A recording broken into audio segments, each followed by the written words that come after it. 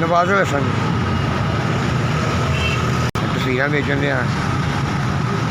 सोना भी मैं इत्थे ही हाँ रात को, सोना भी मैं इत्थे ही हाँ, घर बाहर नहीं करना कोई भी, अपनी मजदूरी इत्थे ही करना वा। 55 साल 100-150 लभ ही जाता रोटी छोटी होगा। मैं कहना कोई नशेइयां रोटी खानी है बस या चाह पीनी। पैसा तो खर्च हो ही जाता है, ਇਹਦਾ माल मूल पा लांगे वाहवा और 4 पैसे नाल लभने शुरू हो जाएंगे। मैं 100-150 कमाने वाला बंदा वा, जे तुम मेरी मदद करोगे तो मैं झोली चुक के दवा ही देंगा, वह सिला तुम अल्लाह देगा।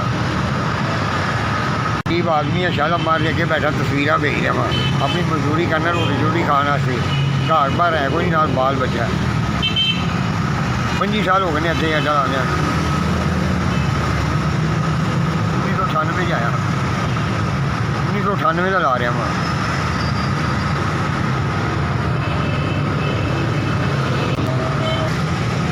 ₹4000 4,000 रुपया बल्ले बल्ले जिन्हें मैनू भेज दे मैं खुश हो गया वहाँ। अल्लाह ताला तुहाडे बाल बच्चे नूं सलामत रखे, तुहाडा घर बार आबाद रखे। जिन्हें भी मैनू भेजे ने, जिन्हें भी मैनू भेजे ने, मैं हाथ चुक के झोलियां चुक के दुआ मंग रहा कि अल्लाह ताला उन्होंने होर नवाजे ताकि होर मदद करे गरीबां की। यह 4,000 रुपये की मदद की अल्लाह के नाम की। मैं सोचा भी नहीं थी कि अल्लाह ताला ने मैनू पैसे भेजे ने, अल्लाह उन्होंने खुशियाँ देवे।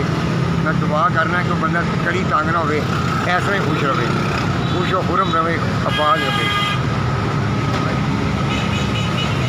कर दी है कि 100-200 दे जाते हैं बंदे, बूढ़ा बंदा दे के, पर यह जी मदद तुम की है यह अज तक किसी ने की, सिला तुहानू खुदा ने देना, मैं खुदा नहीं दे सकता।